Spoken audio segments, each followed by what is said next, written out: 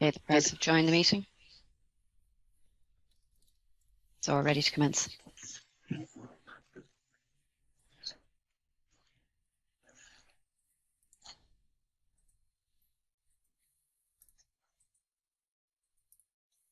Okay, Fáilte Rib go léir. Welcome everybody to this meeting. First and foremost, I'll ask Conor to say the prayer and call for the attendance. Thanks, Mayor.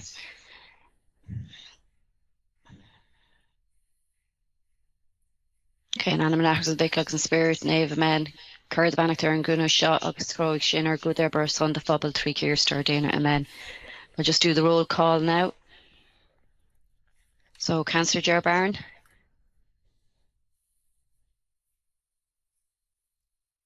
Councillor Donald Barry. Councillor Liam Brazel.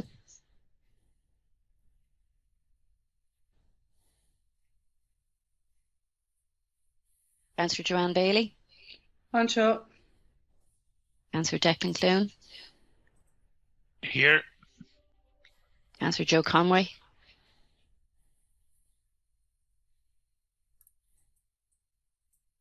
Councillor Tom Cronin. On show. Councillor Conor McGuinness. On show. Councillor David Daniels.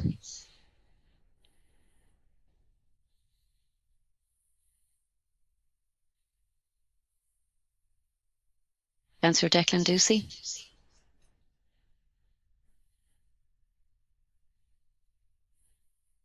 Councillor Pat Fitzgerald.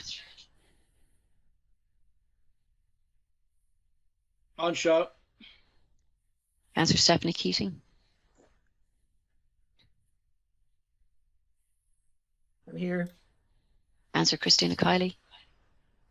On show. Councillor Damien Gagan. On show. Councillor Jim Griffin.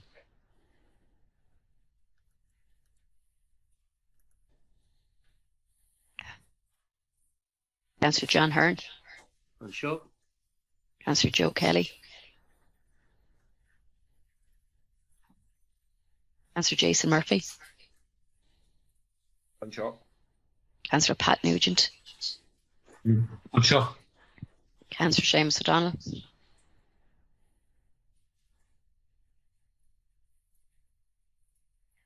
Councillor John O'Leary. On show. Councillor Lolo Sullivan. On show. Councillor Thomas Phelan. On show. Councillor Jodie Power.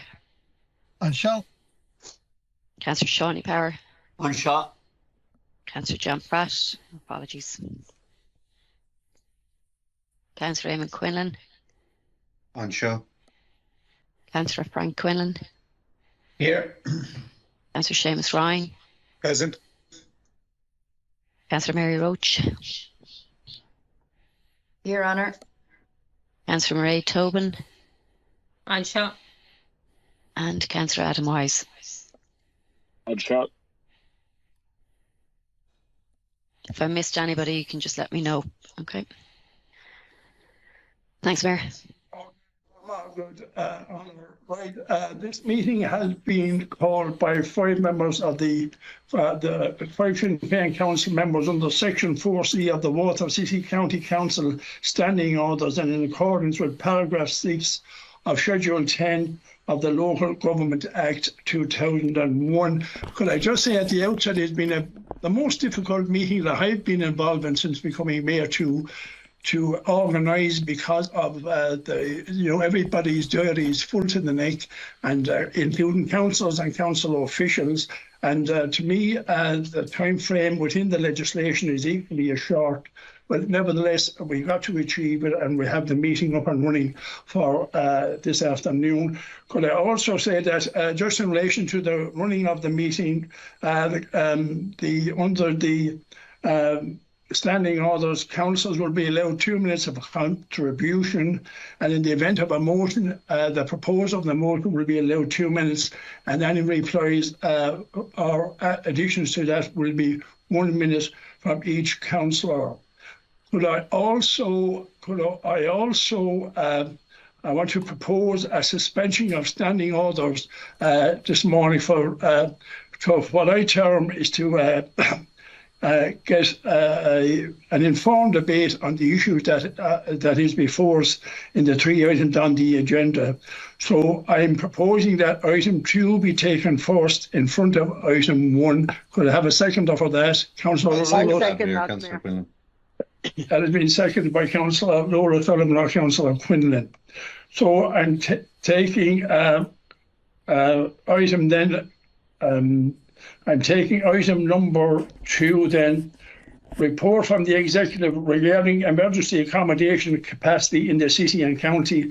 And I said I want to do this because I want an up-to-date, seeing that we have assembled here as a plenary body, I want the extreme up-to-date position in relation to the housing situation in Waterford, not of last week, not of the week before, but indeed I'm calling on Mr. Ivan Grimes, Director of Housing, to give us that update of what is the current position exactly now in Waterford, so we can then have further debate from all elected members. So, Ivan, would you take that, please?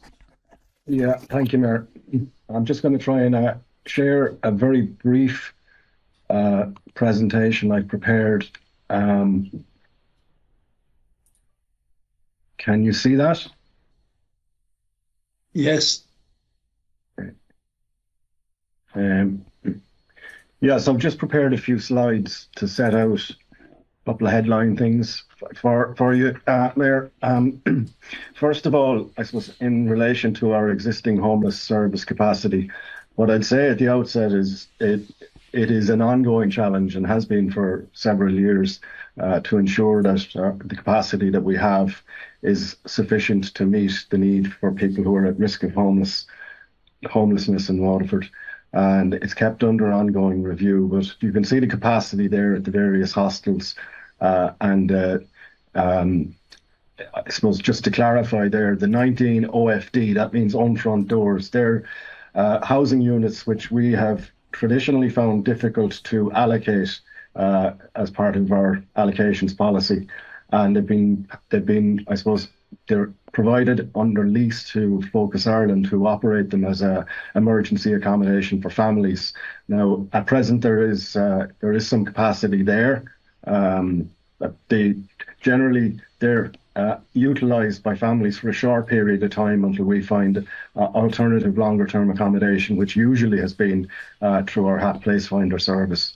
So there's currently availability of 8 vacant beds in the hostels, and there's 4 more due to become vacant due to imminent move-ons for individuals.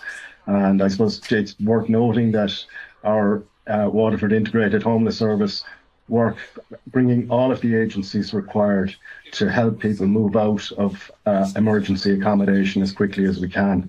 So we have our own outreach workers who work very closely with the HSE drug workers. There's a Roma outreach worker who from the HSE who also works with us. We've social care workers and the community guardie, and all of this outreach work is reviewed on a daily basis within the Integrated Homeless Service, and then discussed at a more senior level at a weekly HAT meeting, which is just basically looking at all of the homeless cases that are currently in service. The out-of-hours beds, they're, I suppose, essentially available for people who present out of hours, who haven't presented to our homeless service. They're available in the men's hostel primarily, and they're, in addition, then during cold weather, crash beds have been provided in all of the locations, and the service providers have been instructed to ensure that if somebody presents at the door, that they're taken in for the night. So there's just a headline table from the Housing Delivery Action Plan, which we would have discussed at Council last year. You can see that there are targets there for the various strands of delivery. So you have our own capital programme, Part 5s, turnkeys, buy and renew. The role of the approved housing bodies is set out there. And then you can see the figures for repair and lease, which I think it's worth saying that we are the only local authority of any significance who are utilising repair and lease, and there's a couple of very significant projects. One in particular that actually is being advertised in choice-based letting at the moment, which is the largest repair and lease scheme in the country. You also then have the projected delivery for affordable housing. Again, we're active in this space. We have 2 live schemes at present. So I won't look. Those points are covered in the previous slide. They're the targets of the delivery of new units for both social and affordable. I think we're probably not going to reach that target for affordable this year. There will be a drift of some of those into next year, but we have 2 schemes that we're currently matching applicants with the developers to ensure the affordable houses are delivered. Sorry, I just go back to this one here. Voids program. The voids is the technical term we use for when people hand keys back to us, be it they've moved on. Sometimes, unfortunately, it's a tenant has passed away. So the trend this year is we're seeing a 68% increase in the number of voids returned. So usually between 100 and 150 voids occur each year. So we have a framework in place then to get those units back into use as quickly as possible. And the contractors have generally been delivering, but we're constantly striving to drive the period between when the keys are handed back to when a new tenant is allocated. We want to keep that period as short as possible. And I think we've been reasonably successful in recent years. There was obviously a bit of a slowdown during COVID, but it is an important source of new tenancies for us, in addition to all of the capital delivery. I might just, sorry, I went too quick there. This is just the information that we have to hand in relation to notices to quit that we're aware of. So you'll see that overall there's more than 650 ROS tenancies, and that's down significantly over the last number of years. It's been reducing by about 10% year on year anyway. The number of notices to quits actually isn't in the slide there, but I can tell you that so far this year we're aware of 26 ROS notice to quits. Now, they're not all going to be happening on the 1st of April. They will be occurring over a number of months between now and the end of the year. But I suppose on one level that helps us because it helps us to plan for the end of those tenancies and the moving of the ROS tenants on into alternative accommodation. Interestingly, there have been 73 new HAP tenancies in the year to date, and you would have, I suppose, based on media commentary, you would have expected that figure would actually have been going down as opposed to increasing. But nevertheless, we are aware of 27 notice to quits for HAP tenancies as well that have been served since the beginning of the year. Once again, those HAP tenancies, the notices, stretch out from between now and the end of the year. And we're also aware of 25 separate presentations from private tenants who've presented to our integrated homeless services with a notice to quit, indicating that the landlord has said that the reason for the notice is that he or she intends selling the property.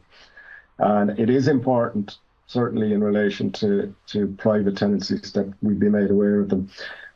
But again, like if a tenant is in a property for more than a year, the notice period that the landlord must give is 180 days, which is roughly 6 months. And if he or she fails to give that notice properly, it starts all over again. I haven't got a slide on it, but I want to just touch briefly on the what's being described as the tenant in situ acquisition scheme. And I'll just come out of the slideshow actually. The minister has written to local authorities on a number of occasions recently, setting out the new tenant in situ scheme. And this really is targeted at HAP or other social housing assisted tenancies. We in Waterford have been given an initial target of 50 units, with the commitment from the Minister that the full financial resources available are available to us to support acquisitions of up to 50 tenancies of where landlords have indicated that they intend selling. And we have, to manage that process locally, what we've put up a form on our website for landlords who are interested in selling, an expression of interest form, just to give us the details of the tenancy and who the tenant is and who the landlord is.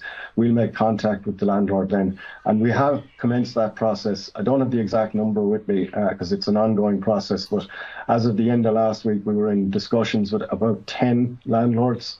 But each of the cases of where the notices to quit were on the last slide. We've now made contact with the landlords in question, advising them that they need to fill in the expression of interest form. As I said, the Minister has given a commitment that the full financial resources required are available to us. And he has described the target that we've been set as an initial target. It'll be kept under ongoing review. There's a couple of other things that we're awaiting details from the Minister and his department. As recently as last week, it was agreed that legislation would be introduced which would require a landlord selling a property to provide first right of refusal to either the tenant or to another designated body, and that would probably be either an approved housing body or ourselves as the local authority. So we'll await details on that. And the other thing that the Minister announced was a new cost rental model for tenants in situ. And that is going to be set up on an administrative basis from next month, but it will require legislation. And yet, once again, we are awaiting details on that. So I suppose, look, between the new initiatives announced by government in the last couple of weeks, together with our own capital delivery and our voids programme, and the sterling efforts of our homeless services, our objective is to avoid having any scenario where anybody needs to sleep rough in Waterford. And as I said to recent plenaries, there are a number of individuals that we are aware of who refuse to engage with homeless services who are currently sleeping rough. And that's not something we're happy with, but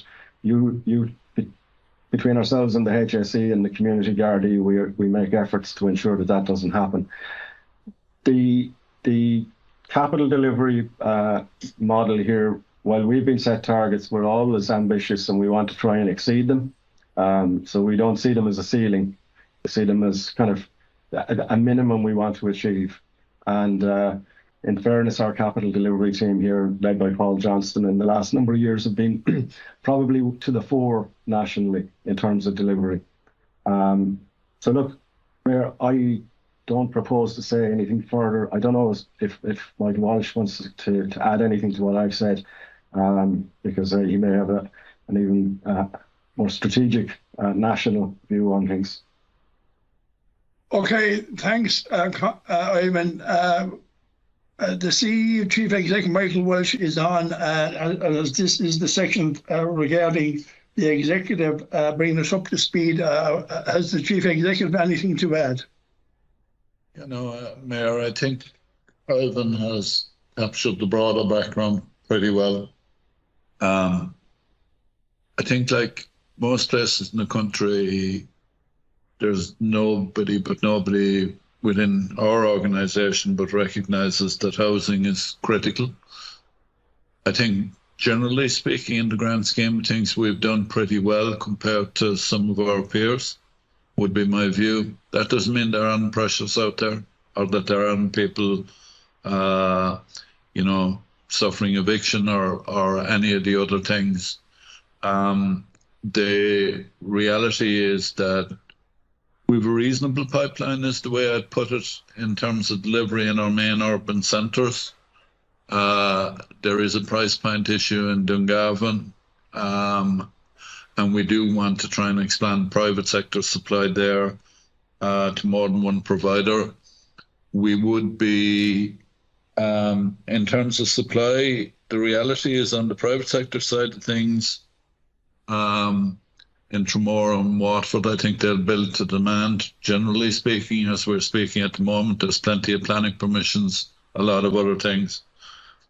I think we have been first in the country in many respects, maybe with the exceptions of the Dublins in terms of the affordable housing that Ivan was emphasising there.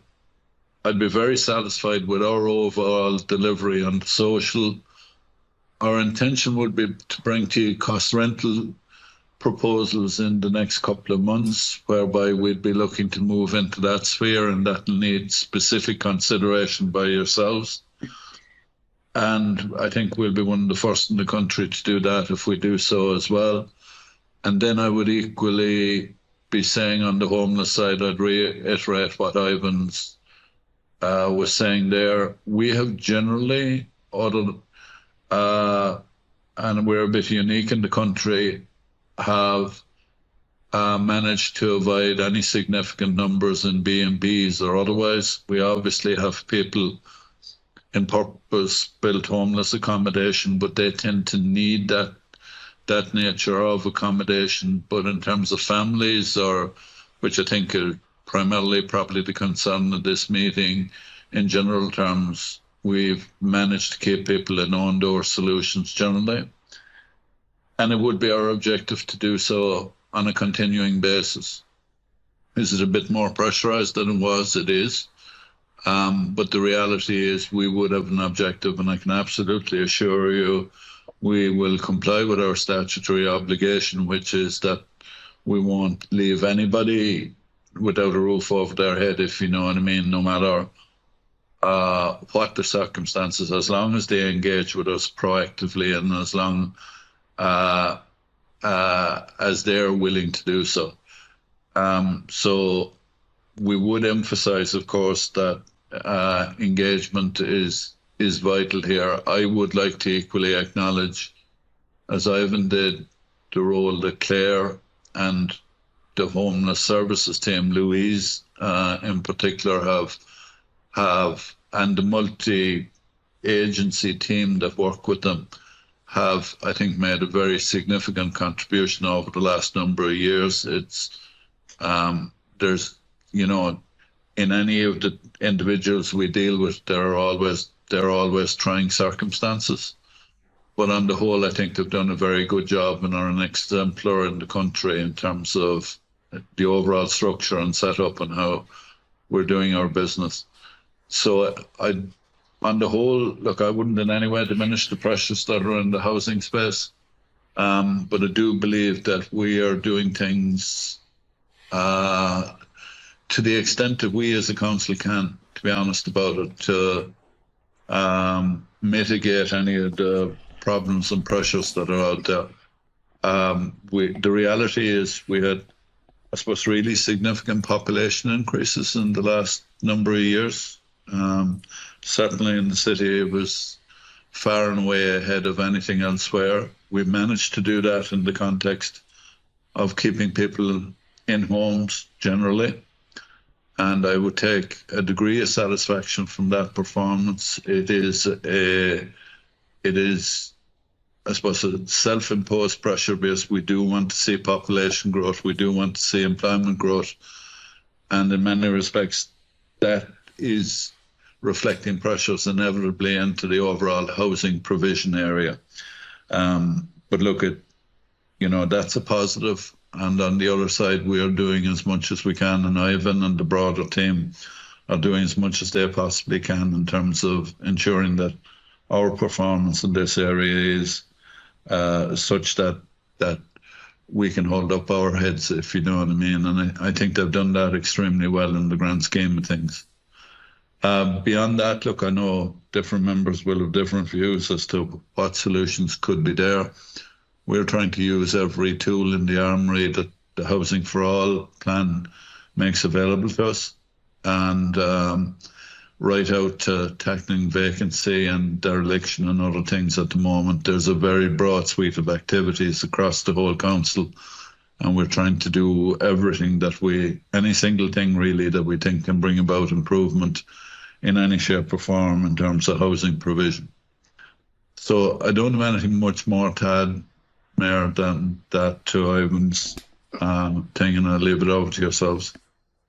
Okay, thanks, Michael, and thanks, Ivan, for the update in relation to the council's position at the moment.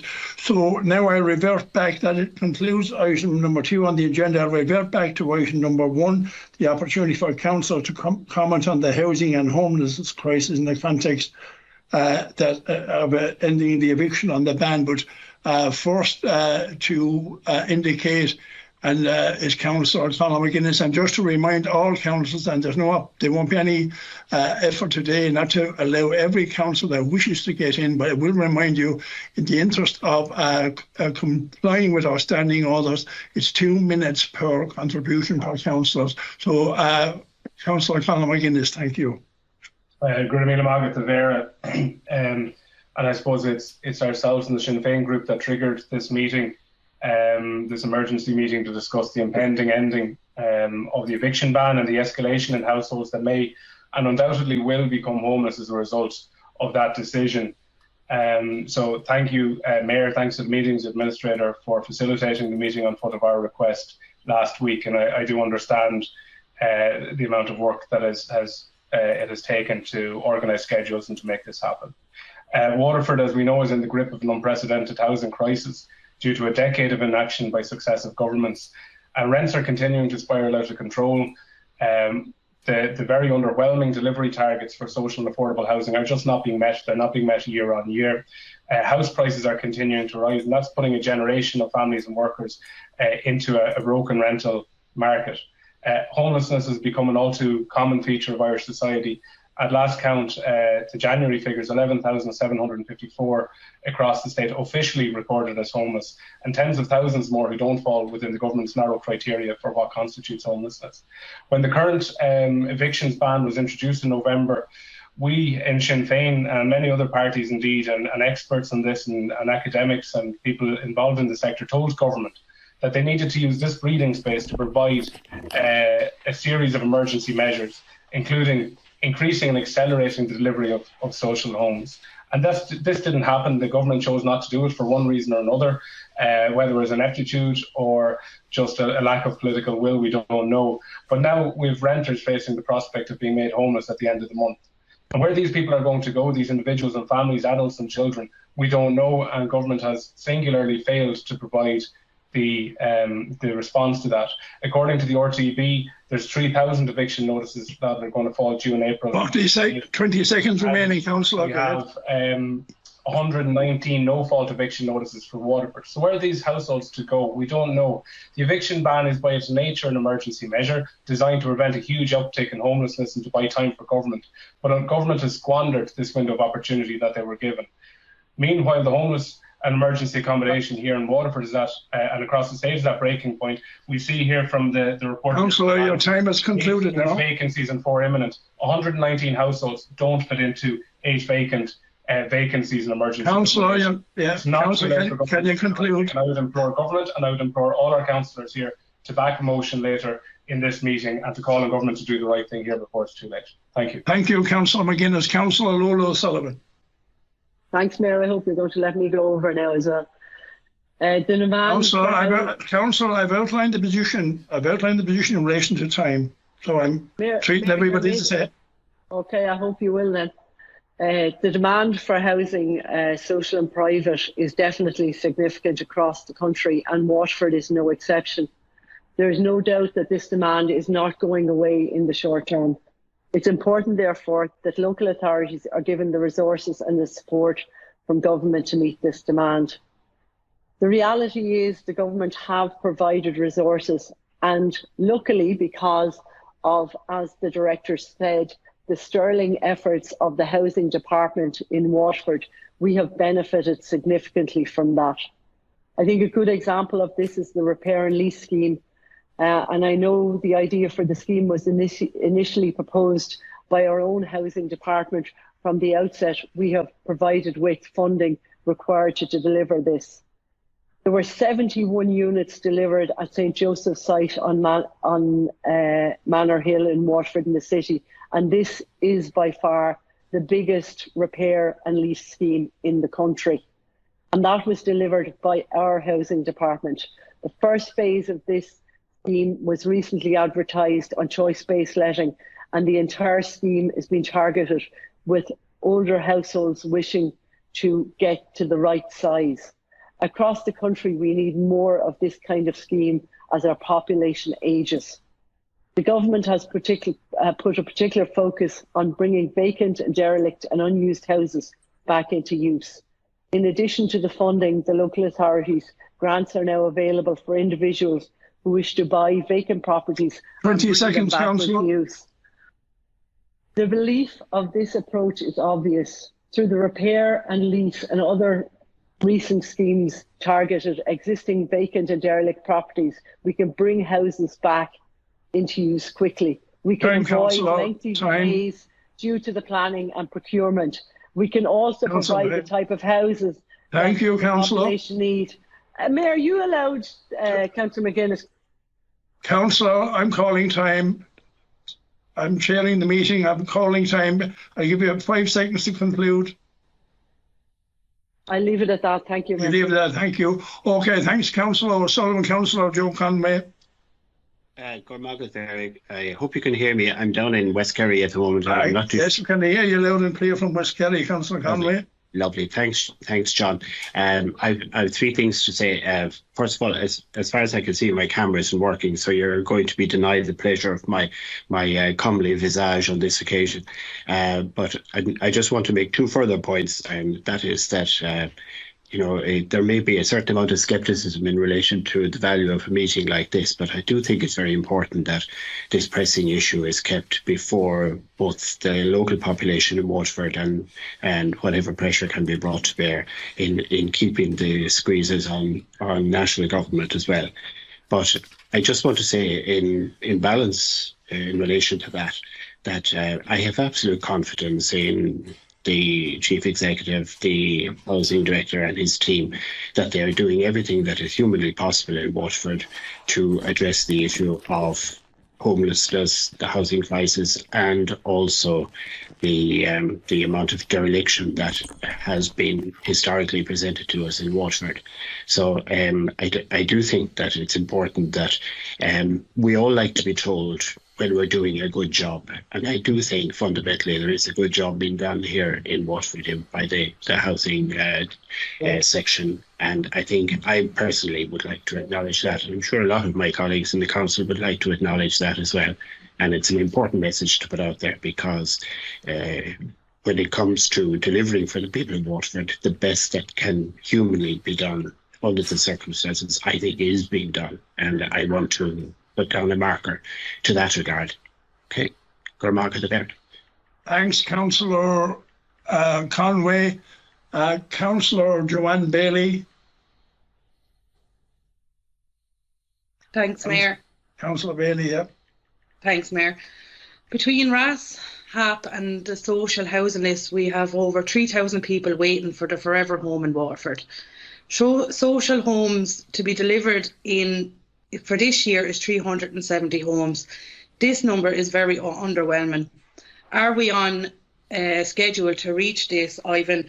I know you said affordable homes of 208 won't be reached this year, but will the social homes be delivered?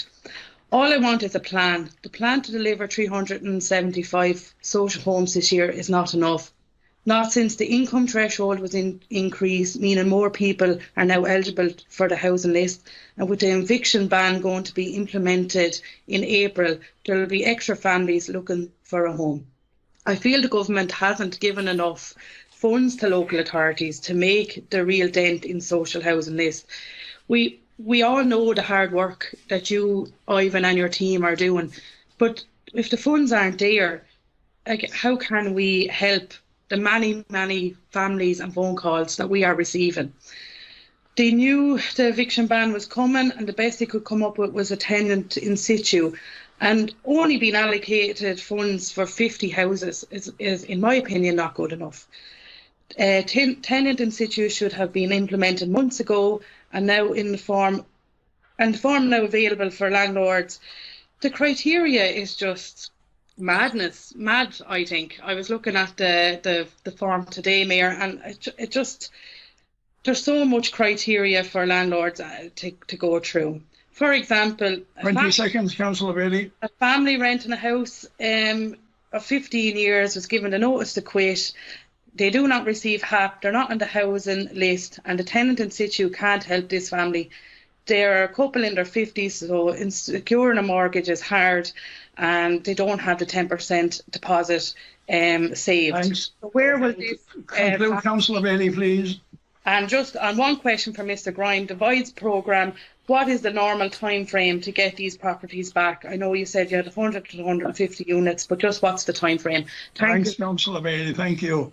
Councillor Jody Power. Thank you very much, Mr. Mayor. Again, nobody wants to see people on the street. Nobody wants to see people being evicted from their houses. But let's face it, we have a problem here. And I'm really relieved to hear that Waterford seems to be in a really good position to make sure that there's going to be nobody on the street come April the 1st of this year. Done to Ivan Grimes and his team, well done to the Homeless Integrated Services on Parnell Street, and well done to the CEO for putting most of the things in place to help these people who are going to be possibly evicted. But let's face it, what we've heard there's 25 off wishing to sell their homes. All right, so there's a possibility of 25 people moving out of their house in the short term. We have 50 tenancies, as we're told by the local authority, to buy for this year, targeted, and there's more coming. So if the need arises, there's more money there to make sure that people will never be on the street. So Waterford got nothing to look. I think we have nothing to worry about as far as people on the street and evictions come the end of this month. On the contrary, we have so much now going for tenants. We have the tenants in situ, tenants purchase scheme, housing assistance payments, new cost rentals, local authority mortgage schemes, shared equity schemes, derelict site grants coming up now, and repair and lease. We have so much going on and so much money from government to put in to try and get the housing market going. We can't build houses overnight. We have a lot of houses coming on stream. There's thousands and thousands, about 40,000 coming towards the end of this year, extra coming as well. And it's only the government that's building them. There's no private people involved in building at the moment because there's no money in it. And let's face it, the more that this eviction ban continues, okay, there'll be less and less landlords to house people in the long run. We are interfering with the marketplace. Let the marketplace determine its own equilibrium. So we don't need to lose any more tenancies. We don't need to lose any more landlords. We should be incentivizing landlords now, and as well as tenants, okay, to maintain the rental properties and to increase the rental properties that are available in the country. Thank you. Thank you. Thanks, Councillor Powell. Councillor Thomas Phelan. Thank you, Mayor, and thanks for facilitating this meeting to focus on a vitally important issue. It affects so many renters, their families, our society, and also our economy at the end of the day. And at the outset, I want to acknowledge the Trojan work being done by our housing department and the increasing workload that they're facing. Now, correct me if I'm wrong, but I don't see any mention in our own housing delivery action plan of the tenant in situ purchase scheme, which central government seem to be throwing local government under for because they say they're not using it enough. And in answer to the question I raised about at a recent district meeting, I was advised that there'd be no purchases under that scheme in Dungarvan and Lismore district. So I'd like an answer to the following questions, if I may, please, about our housing delivery action plan and about the tenant in situ scheme. Most of the questions might be just yes or no answers. So I'm wondering, are the baseline assumptions underlying our housing delivery action plan and therefore the objections stemming from them now out of date, given that more people can qualify for social housing and given the number of notices to quit being issued to tenants? While there doesn't seem to be specific reference to the tenant situ scheme in our housing delivery action plan, is there a role for it in terms of easing the housing crisis? I know you mentioned 50 houses. Will that be enough? Have we got projections as to how many it might apply to? Have we mentioned it to estate agents in addition to putting a form on our own website to get it out there as being an option for people? Does this scheme or any other scheme currently allow the council to purchase HAP properties, or any properties for that matter that are being rented in the private sector, and to become the direct landlord of the tenant in situ. I mentioned there might be something coming down, legislation. Again, maybe that's something that could have been being worked on while the eviction ban was in place, but is there currently anything 20 like seconds that? to conclude, Councillor. Okay. Given that Taoiseach said that the lifting of the eviction ban will not lead to homelessness because there will always be a last resort of emergency accommodation, is there extra funding being provided by the government for additional emergency accommodation space in Waterford in response to the lifting of the eviction ban? In other words, will we have more emergency spaces than would have been the case if the eviction ban wasn't being lifted? Thanks, Councillor.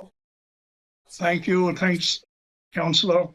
Okay, we'll come back. I note that the executive will take notes of those questions and we'll refer back to those when other councils have made their observations.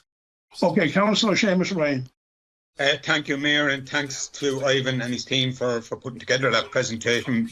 Very informative, and you might send it out to us as well, Ivan, if you don't mind. We need to really get a handle on what the situation is. We currently have 11,754 people in homelessness in this country. And, you know, we have in a country that has a 5 billion budget surplus. So you'd have to ask yourself, where are the priorities? Priorities is obviously not in housing people.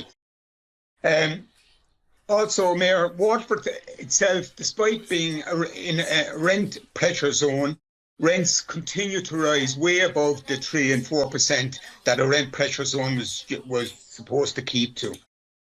I, like all the members here, I'm also dealing with people on a daily basis, people who are on the council list 10, 11 years. That's what we're facing here in Waterford. And I know there's a lot of good work going on in the housing department, in the delivery and all of that, but we still have families who are on the housing list, anything from 7 to 10, 11 years, as I say, and that's just not acceptable in my opinion. It's the worst. It's the worst issue, or it's the biggest issue I'm facing as a local councillor, and I'm sure it's the same. It's the same for everyone else. Now, we've seen a number of schemes being announced by the government lately. I would have asked, why weren't those schemes already brought in before any attempt to lift the eviction ban? And that should have happened. It didn't happen. Yeah, and I would also just make this point, Mayor, if I may, that during the housing crisis, the government ended the eviction ban without an alternative plan. To conclude, Councillor. Thank you. Thank you. I will make the final point, if I may, Mayor, is that this week the Labour Party are bringing a motion of no confidence in the government on this issue. So I would just ask that if people and parties are serious about the housing crisis, they should support this motion. Thank you, Mayor. Thanks, Councillor Ryan. Councillor Heron. Thanks very much, Mayor, and thanks again to our housing team. They do a great job. No, it's just the job of government is to protect people. That's their first job. There's no doubt about that. And when they brought in the unregulated vulture funds, two of the most distressing things I came across was had to go to Dublin to deal with a company in England who were evicting two orphans in Waterford because their father died and their mother had passed away some years previous. Also, when they were evicting families in the court, it was 40 and 30 every Monday in court. There was 7 members of the group share lost their lives to suicide because of the pressures. They couldn't cope with being thrown out on the street. This is absolutely crazy. People are living in fear that they'll knock on the door from the landlords. Some people can't function. The thoughts of uprooting children and moving on again, sometimes for the second, third and fourth time, is crazy. It's gone on for 18 years. Nobody can say that they're concerned about climate change, or nobody can say they're concerned about mental health. If we're going to do this to our own people, we got rid of the Brits so we could take control of our own country. We have money for everything else bar housing. We wouldn't allow this to happen cattle. And we're letting this happen, people in Ireland today. It's absolutely disgusting. And any councillor who goes to the people and says, I support it, evicting people in Waterford or anywhere else, you won't keep your seat. The only thing we want is housing, a bit of education and water. And now we have no housing, and you took the water off us, and our health system is in bits. It's disgraceful. The government should just go now at this stage and get on with giving someone a chance to govern. They had it for 18 years and they've done nothing with it. Time to go, lads. Thanks for your time again, Mayor. Thanks, Councillor Hound. Councillor Donald Barry. Thank you, Mayor. Firstly, apologies for the delay. Look, the lack of supply of social, affordable and private houses and rental properties that meets the required housing standards caused by this and previous government policy is the reason why we're facing the worst housing crisis in our lifetime. I think Mr Varadkar is now putting some of the evictions, people that were facing evictions, over the problem over onto the judiciary with his statement that the courts will be reluctant to evict tenants into homelessness. It's not the court's job to solve bad government policy. I think anyone who may have even had a family member who had received a termination letter, the stomach-wrenching effect it has on them is now to be compounded by possibly receiving a court summons and all that goes with it if you don't comply with that notice. Lifting the moratorium on termination tenancies without having a workable plan in place to deal with the inevitable fallout of this on families, including children, does not help those who are facing losing their home. Like even that repair and lease scheme, we're giving up to 30 million to a landlord, and at the end of it, we won't own the letterbox. It was described by one economist as a criminal waste of taxpayers' money. Now they're going to arm the local authority with large pockets of cash to go out and buy up properties. And I certainly hope that any of the properties that they buy up in Waterford will meet the standards, that we don't end up throwing more money after more money, that we don't end up with more Mount Sure type properties. Look, the motion itself is not perfect. I would like to see something in it about an increase in HAP levels for people who receive it. And look, I'll be supporting it anyway. Thank you, Mayor. Thanks, Councillor Barry. Okay, Councillor Gerbourn. Councillor Barron. Thank you, Mayor. I just have one brief question for Ivan, if you could answer it for me. The difference between a notice to quit and an eviction notice. I'm assuming the eviction notice, the landlord has to go to court to get that. And does the notice to quit hold any legal ground? Thank you. Thanks, Councillor Barron. Councillor Pat Fitzgerald. Thanks, Mayor. Yeah,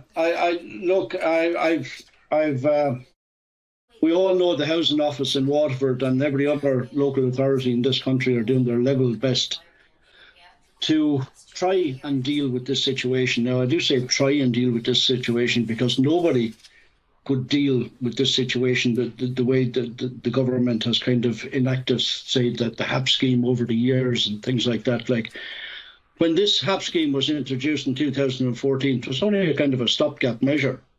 But now it's kind of 1 in 4 out of every 10 properties in this country that are private rental properties are using HAP, are being propped up by HAP. So it's propping up the whole rental system in this country. And it's driven rents and property prices absolutely mad. And like the government themselves can only be blamed for pushing the landlords out of the market because the landlords have been taxed and taxed and taxed, and almost 50% of the rental income that they make is now being taxed. They actually can't afford to even repair the houses, quite a lot of the landlords. But the thing about this is the young people that are dependent, a whole generation that have depended on local authority housing, or would have depended or would have tried to get a mortgage. Now, they couldn't get a mortgage because of the collapse in 2008, 2009. There aren't any local authority houses being built. In my own area out around here, there hasn't been a local authority house built in 20 years. Now, we're not going to fix that overnight. And we're not going to fix that overnight. But the blame here has to be laid at the door of the government. And the properties that are now being sold by the HAP landlords are the top end of the HAP market. Quite a lot of that, we know from our own inspections, that quite a lot of the HAP properties in this country are substandard to begin with. Conclude, Councillor Fitzgerald. Thank you. Thank you, Mayor. Thanks, Councillor Fitzgerald. Thank you. Councillor Mary Roach. Thanks, Mayor. I just want to make 3 points if I can. The first, Mayor, is you know, we've always had a private rental sector and there is a place for it. The problem, I think, and the crux and the root of all of this issue is that the social housing has been privatised into the private rental sector, and the private rental sector was never able to and was never going to be able to cope with that, and was never going to be able to provide the type of security of tenure that councils and approved housing bodies can do. And I think that's where all of the ills of this have come from, to be honest with you. And I think that was government policy over a long number of years. I think it's a wrong policy, and I think it has to be undone. But undoing it is going to be much more difficult. And as we've seen, ramping back up to building the kind of level of housing for social tenants that is needed is a slow process. And I'm not sure I see the type of emergency response that's required to actually deal with that. The second point I want to make is more of a question, really, Ivan, which is that, you know, you said that we have a target of 1,041 houses over the next 5 years, and that voids are about 100 to 150 per year. But without the actual level of demand, you know, we need the corresponding level of demand over those 5 years, because that's a delivery of maybe, let's be kind and say 300 to 400 units a year. But what is the demand per year over that period? Because otherwise, regardless of how much, and I think Waterford Council are doing well, but regardless of how well we do, we will never keep up with demand. You know, that's the one thing that we need to look at. And my final point is the issue of the department micromanaging the process. And I've raised this a number of times in trying to establish how long it takes from concept at council level to the delivery of social housing. And you know, the closest I can get is that it's about 3 to 4 years from concept to delivery, and that is a ridiculous amount of time that it takes. So if the department would approve the delivery and allow councils to get on with the work, we'd be able to do that a hell of a lot quicker and maybe deliver more houses in the process. Thanks, Mayor. Thanks, Councillor Roach. Councillor Jim Griffin. Thank you, Mayor. Thanks to yourself and the council and all the councillors for engaging today, Mayor. And I do realise through the standing orders you have to be so prompt with the 2 minutes, but it's almost as everyone is afraid that there's going to be a bombshell at the back of this meeting and we're all rushed and hurried. But I just want to say that, Ivan, thanks for the presentation. And we had those stats, Ivan. You know, most of them are in the monthly report from time to time. We also get the if you check out the rough sleepers, I suppose, Ivan, what we're concerned about now is maybe the 78 families that you've identified with notices to quit. I thought it was 119 through my figures I was doing, but look, it's not a hell of a lot in between. But I also noticed on the cost rental, Ivan, you were saying that the administrative and the legislation period have to take place. And I'd have concerns over that, as I raised back as far as November and September about the tenant in situ. I thought we should have been acting a lot more favourably and a lot quicker on that. And I do stand to correct yourselves. Back that far, I thought Darragh O'Brien said he was instructing councils, and we were saying no, that he only made an expression of interest. But I still think we could reach bigger targets. But Mayor, just to finally sum up what I'd like to ask and see coming out of this, and to genuinely thank the councillors, and this is not to get at the council or ourselves or anyone, because none of us want to see anyone homeless, but I have continuously asked for call it a think tank or a housing summit with all stakeholders. Myself and Councillor Cummins asked for it 2-3 years ago now, and we had a kind of a mini one, and it wasn't successful because we didn't put enough effort into it. But on the back of that, Mayor, and because we're so hurried today, I think we owe it to our constituents to get all stakeholders, bank lenders, lending agents, builders, developers, planners, the council and other housing bodies to start a summit with immediate effect, Mayor. And I thank you once again for your time for this meeting today. Thanks, Councillor Griffin. Could I just make the point, I can only go in accordance with standing orders. So, Councillor Griffin, if you want to change, that, we can have a special meeting on standing orders into the future. Okay, Councillor Damien Gagan. Thanks, Mayor. I'll be brief, and there's been a lot of very good comments and suggestions made today. But you know, and we've also been implored as councillors to do the right thing, and questions have been asked about what are the government's priorities and that. But in my now 24 years as a councillor, I just want to make a couple of points. Every single local authority housing development that ever came before me as a councillor to be approved was objected to at some stage along the line. I'm thinking of places like White Strand here in Dungarvan, White's Orchard here in Dungarvan, on Farnoigan, Ballon Road. 22 houses on a piece of ground owned by the council. Took us forever to deliver it.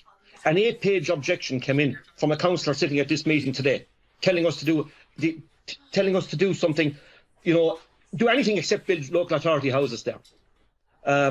Housing objections going into housing developments in Ryan.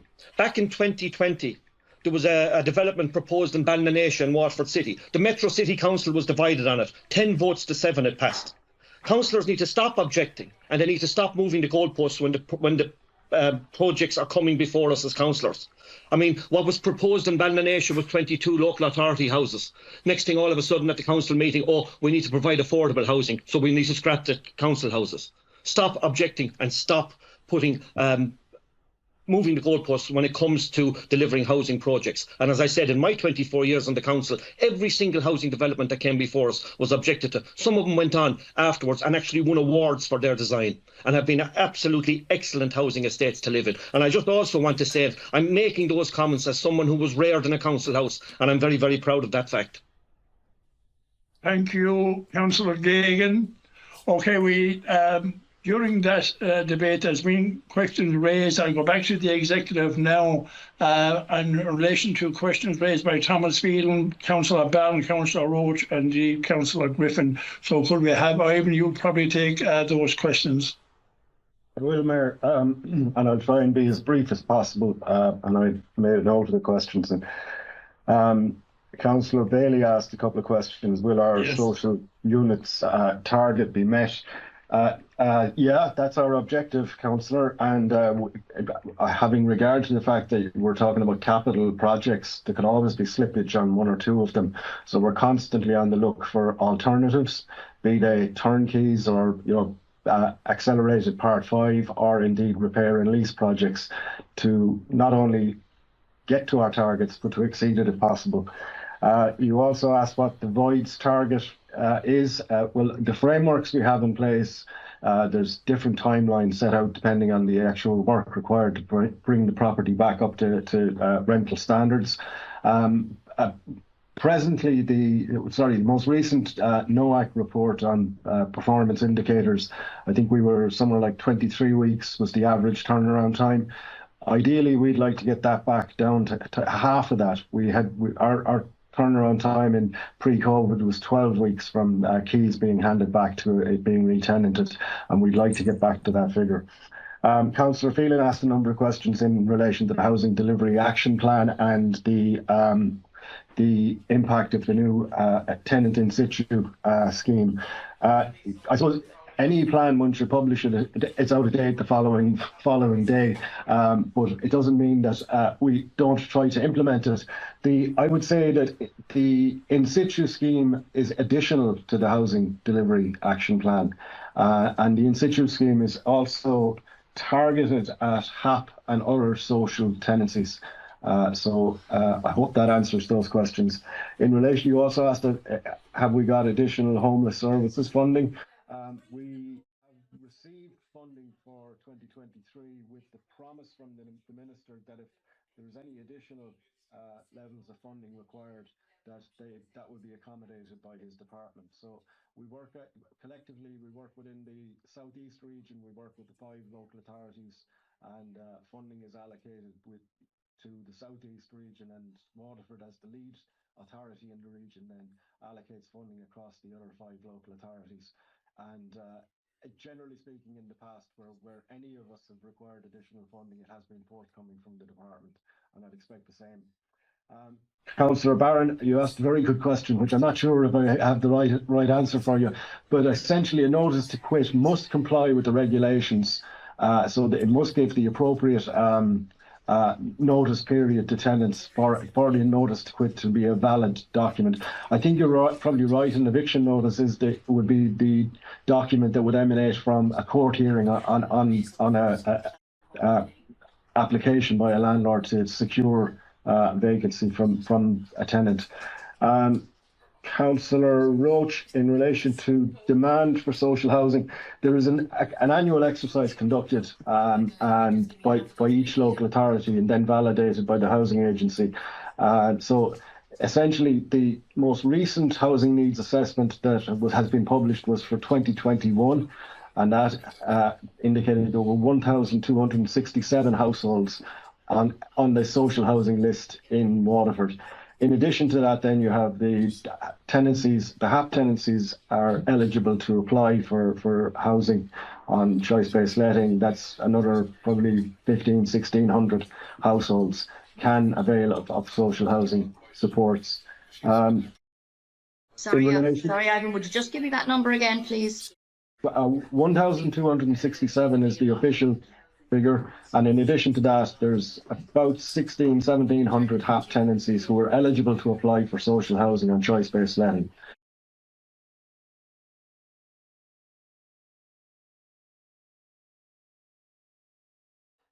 Certainly in the past it wasn't ideal, but it has significantly improved in recent years, and indeed they have set themselves a target of 59 weeks for all 4 stages of the approval process.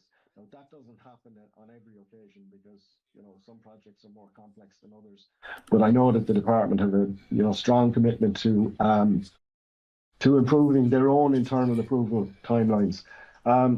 Councillor Fitzgerald, you had an observation about the lack of development in your own local area. I can tell you that the Housing Delivery Action Plan provides for the delivery of units in both Dunmore East, Crook and Passage East in the next 4 to 5 years. So I'm looking forward to bringing forward those proposals for your area.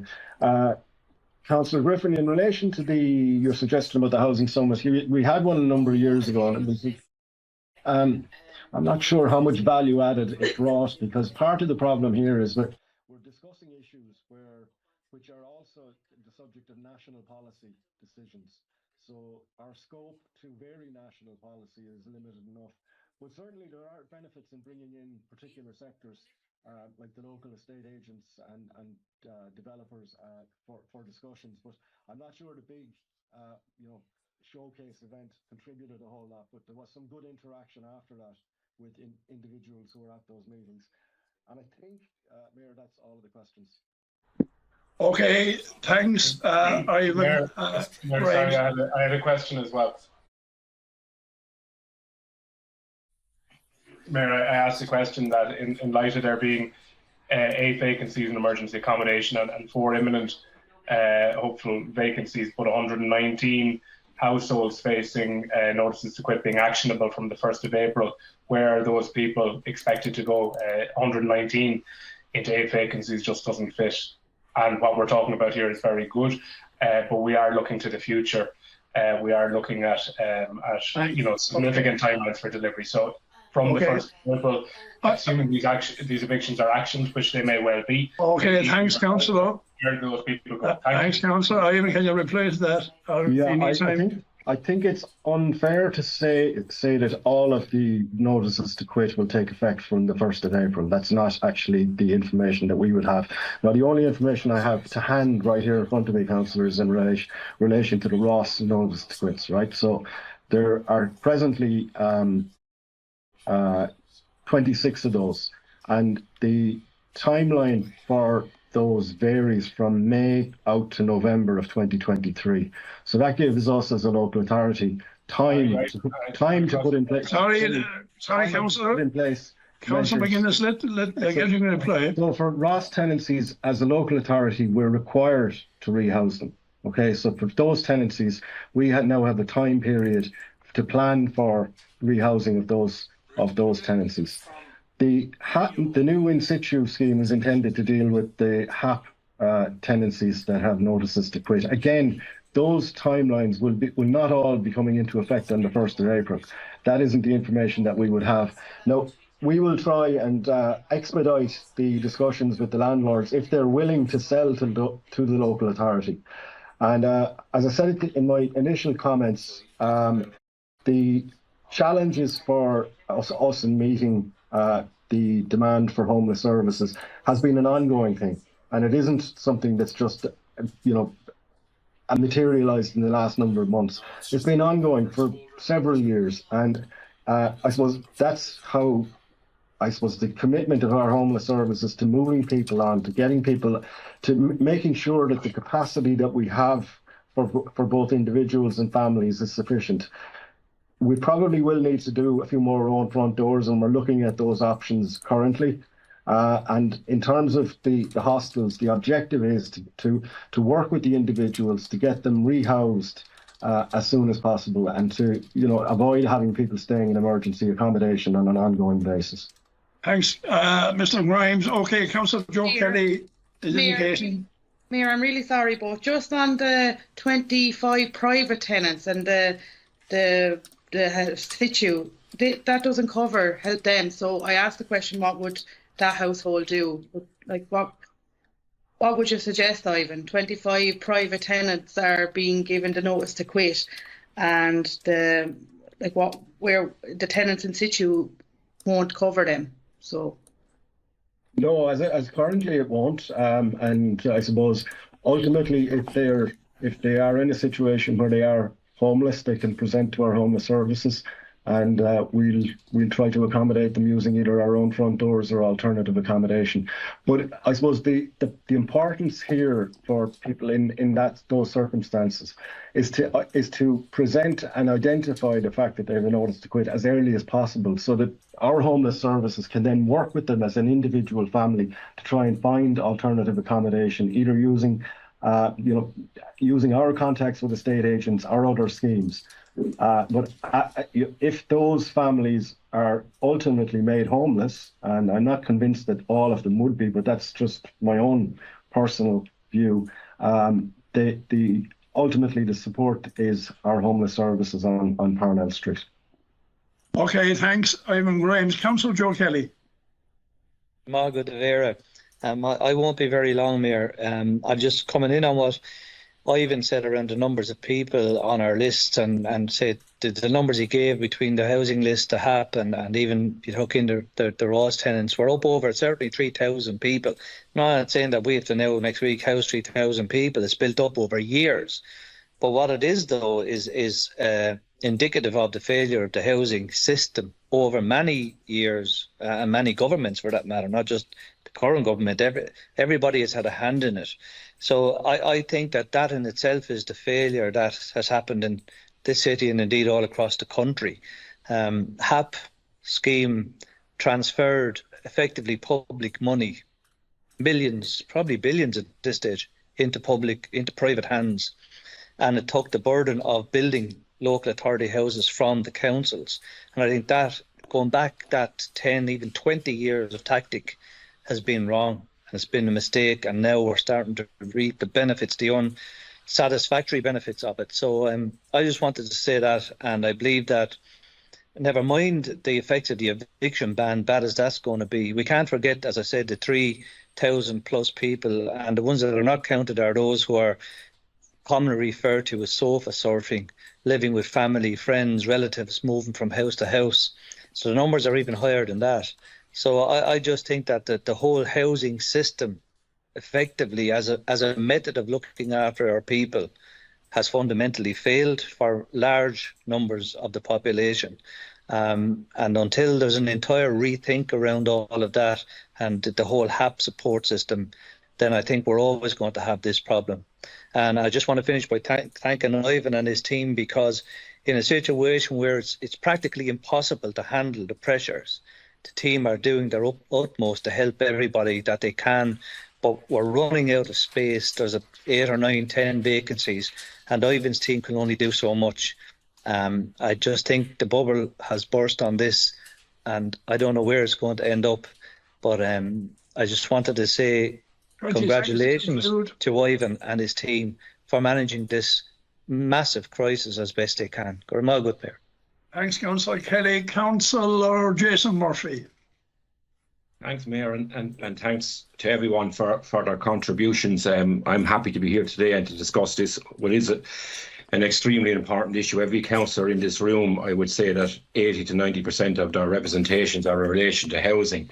And look, I think we all agree that the big issue here is supply. And anything that undermines supply is not a good thing. And look, the eviction ban was a temporary measure all along, and it didn't help supply. It actually made supply worse, and we can see that landlords were leaving the market. And we also know that this is a complicated issue, that Ireland has changed in the last 20 to 30 years. The demographic has changed, the family unit has changed, and we're trying to catch up with that a little bit. But in relation to our own response as a government, I think we have gone back to building social houses. Last year, I think Fianna Fáil, under Darragh O'Brien and government Fine Gael and the Greens, we've delivered 10,000 social housing units last year, and on track to deliver 10,000 more nationally this year. That is the biggest social housing delivery since 1975, and that's not to be sniffed at. That's almost 50 years, the biggest social housing delivery. And just in relation to the tenant in situ, Ivan, I know that you're well funded in relation to the 50 units, but I believe you have been told if you need more, that the money is there for that. And the tenant in situ, I think, can do an awful lot to alleviate what is going to happen, let's face it. That will be opened up as well to people who don't qualify for social housing. People who are privately renting will be able to access that from April. That will also be a help. Those people too will have 30 seconds to conclude. Those people too, Mayor, will have a first refusal on buying the house at a 30% reduction. So we're doing all we can to address this issue, and I think we're well placed to address it. I think we're moving in the right direction, and I would hope that in 6 to 12 months' time we will not be having this conversation. Thank you, Mayor. Thanks, Councillor Murphy. Councillor Keating. Yeah, thanks, Mayor. Just a lot of the points that we've made, are very relevant, and there's no councillor here that's happy about, potential homelessness. But I do think that there is a little bit of scaremongering going on. That's very worrying, and it's very worrying for people that are out there.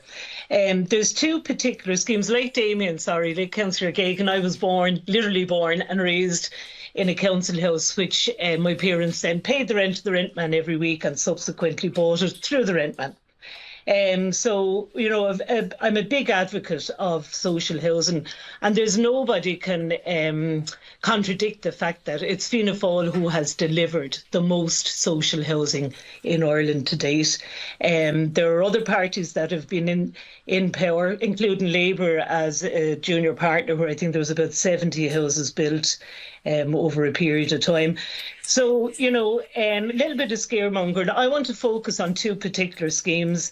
The Government Help to Buy scheme generated 7,000 applicants in January, up 36% on January 2022, where first-time buyers can claim back 30,000 of tax paid in the previous 4 years. Just one of the schemes. Why I am highlighting it is Sinn Féin have categorically stated that they would abolish that scheme.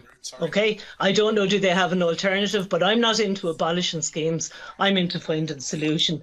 The tenant in situ scheme, I think, is going to well exceed the 50, and we have been promised that there's no issue with regard to money on that. Yeah. Not only does the HAP tenant get security at tenure, their outgoings will decrease by about 400 a month approximately, because they won't be paying the landlord. I think we're in a good position.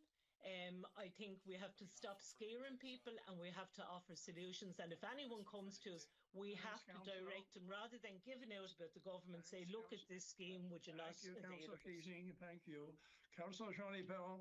Yeah, look, my question is brief. Look, thankfully I didn't have anybody who would have contacted me about being evicted from a house or anything. I suppose I wouldn't probably have as much dealing with social housing as maybe people in the cities or the bigger towns. But my question is, what are the main reasons someone is being evicted? Like, is it because landlord is selling up? Is it because antisocial behaviour? Or is it just because maybe person is not able to meet the rent? Like, that's really my question. I'm sure, like, a landlord is not going to evict someone unless there's a good reason. Because, look, I would just know a few landlords, I suppose, really around, a few of them, and mainly if somebody is paying their rent and looking after the house and keeping it in good condition, they seem to be happy and leaving as it is. Look, that's just my question, I suppose. Why are people being evicted? What's the main reason? Thank you. Thanks, Councillor Pearl. Okay, I'm conscious of time as well. I want to move on to item 3 on the agenda. So, Evelyn, do you want have you any comment in relation to the last number of speakers? Councillor Ducey. Sorry, just before you do, Ivan, Councillor Ducey, you're late coming to the table. We will let you in there. Go ahead, Councillor Ducey. I met you earlier this morning and I got held up in your constituency on the way back. I was held up for half an hour and Limmy Bryan. So it was hardly outstanding work, Councillor Ducey. I'm on top of everything there. Go ahead anyway, Councillor Ducey. Yes, but I'd be familiar to Councillor Power there. Like, I hadn't any tenants onto me regarding the fear of evictions, but I had numerous landlords onto me, and some of them are they have grievances as well. Some of them can't get their houses back, and I have a family coming returning from abroad, and they bought a house 10 years ago, had a lit house, and now they can't get their tenant out, and there's more of them in their houses are in awful disrepair, and it isn't the one-way ticket at all. Landlords, it is unfashionable now to be landlord, and it's someone else mentioned earlier on they're paying 52% tax on it. So it's isn't just there's concerns. The landlords have concerns as well, but no one of us want to see anyone evicted. That day is over, and it must be stopped. Thank you. Thanks, Councillor Ducey. Ivan Grimes, do you want to come back in on any of the last few comments made there? I want to move on to item number 3. Yeah, just very briefly, Councillor Murphy asked if we adequate resources, and if we need more, are we sure that we will get them? That's the commitment the Minister has made to us, Councillor, and he made that only last week in writing. And Councillor Power asked a question about the number of notices to quit that are for reason of sale of the property. I don't have the figures immediately to hand, but from memory, it's about half of the notices to quit were where the justification was that the landlord was indicating that he or she intended to sell the property. Okay, thanks, Ivan. Moving on now to item number 3, and could I get an indication of who's moving the motion in relation to item number 3? Mayor, I'll propose the motion, Councillor Connor. Okay, Councillor McGuinness, the floor is yours. 2 minutes. Thank you. Thanks, Mayor. We've had a very good debate here, and we've looked at the housing crisis, the housing disaster in the round here. But this is about an emergency measure that was put in place 6 months ago to give the government some breathing room and a bit of space and a window to actually deliver the houses that they've been talking about delivering for many, many years now. They haven't done it, and that's not good enough. Talk about scaremongering. I heard that term mentioned earlier. I have people in my clinic every single week. I have people on the phone to me and sending me messages who are so afraid. They're so scared. They're anxious. They're crying. People are so unwell because of the stress that is put on them.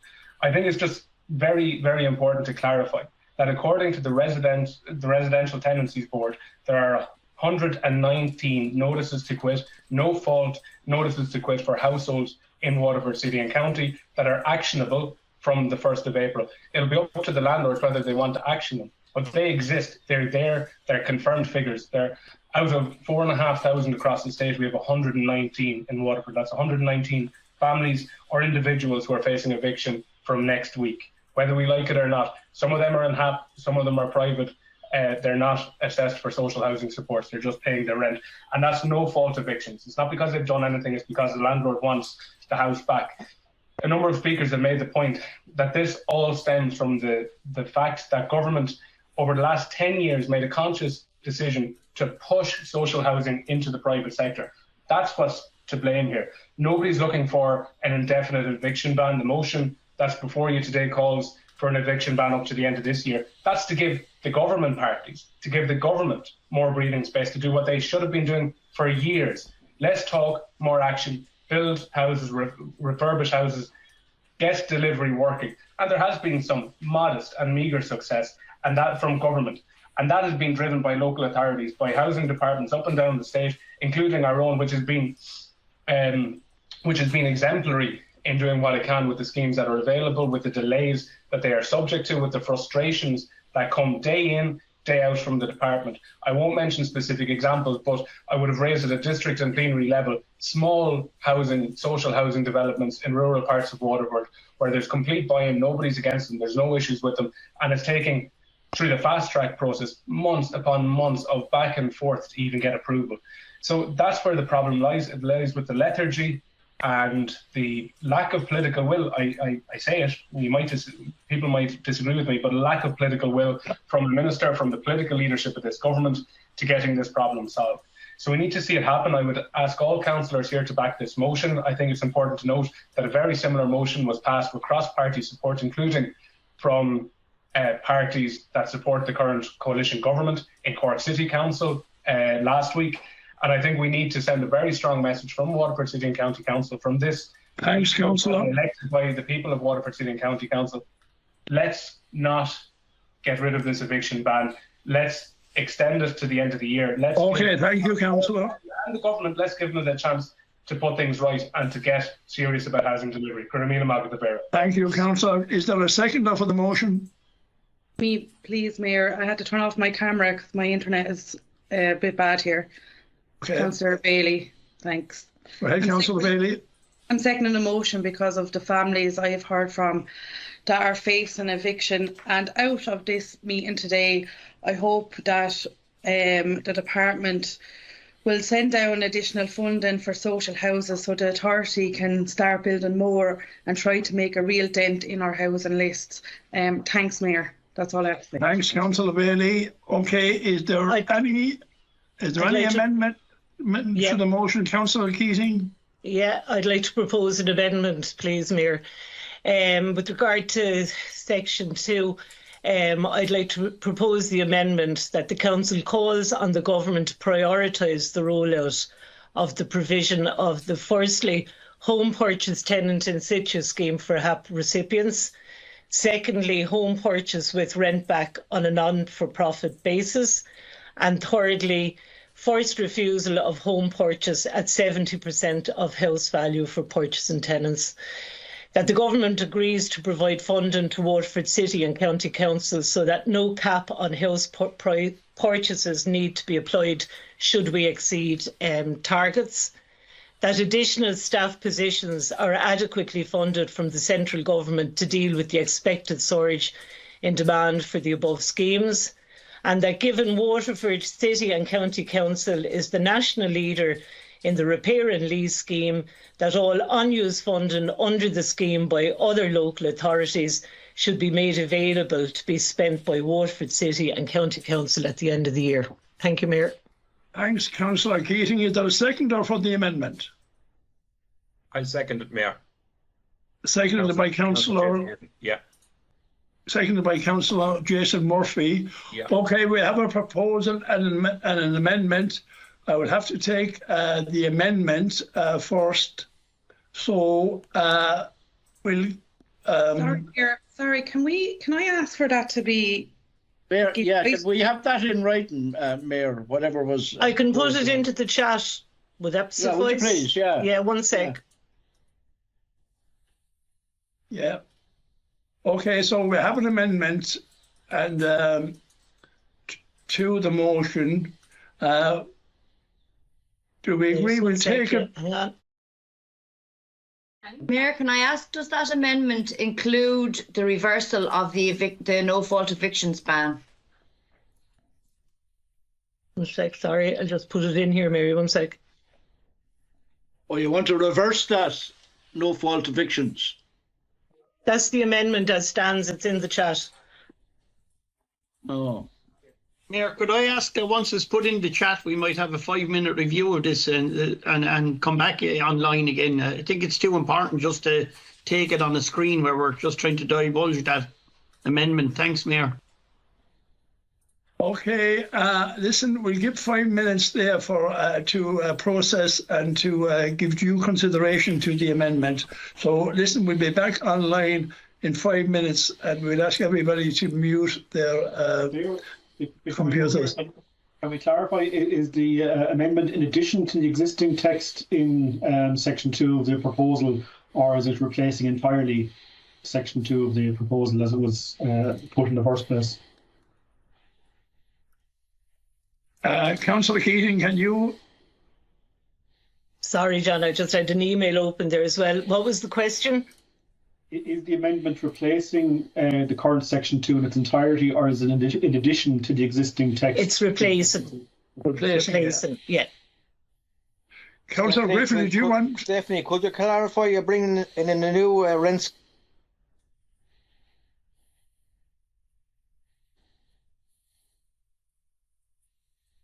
You're on mute, Donald. Stephanie, could you clarify on section B, the home purchase will rent back on a non-for-profit basis? Is that a new rental scheme you're proposing there? On the provision, yeah. Well, yeah, you could call it new, or you could associate it with the current tenant in situ. Oh, sorry, B, are you talking about B, Donald? Sorry, I'm trying to read it here. The home purchase with rent back on a not-for-profit basis. Yeah, so it's home purchase. It's not a differential scheme. Differential rent you're going to be charging them. It's a new one. Yeah. Okay. Sure, you can't introduce new schemes into in here, like. Well, you can put that onto the floor. Maybe unrelated calling on the government to introduce the new scheme. Mayor, are we stopping for 5 minutes to look at it, or are we continuing on speaking? Well, we're having a recess for 5 minutes, okay? And then we'll be back. Let's have it then. Before we break it, I just ask a question to clarify. Is this in line with standing orders, as it's kind of it's changing the whole? It's a 180 degree turn on the meaning of the original motion. Is that allowed by standing orders? Or are we actually creating a new motion here? Because it's a new motion, Mayor, under standing orders. You can't change the entire, the entire motive behind a motion and call it an amendment. That's a new motion. That's not allowable under standing orders. Mayor, I'd have to agree with Councillor Roach. This is a completely new motion, and I think we should rule it out of order, Mayor. We should be voting on the motion, and then if there's a new motion, bring that to plenary, because this is a brand new motion. Yeah. But irrespective, right? There's a proposal and there's an amendment, and if you don't, it's not an amendment. It's not an amendment. It's a new motion. It completely changes the whole nature of the original motion. An amendment under standing orders. That's a new motion. And Mayor, that's why I was looking for the 5 minutes. The other motion is a couple of full stops. That's the only thing it has in common. Yeah. That's nothing. 5 minutes and everyone I think if can we take the 5 minutes, Mayor, that was my whole reason for asking for it. We'll come back in 5 minutes and we'll clarify the situation so you've debated with your own respective parties. Okay?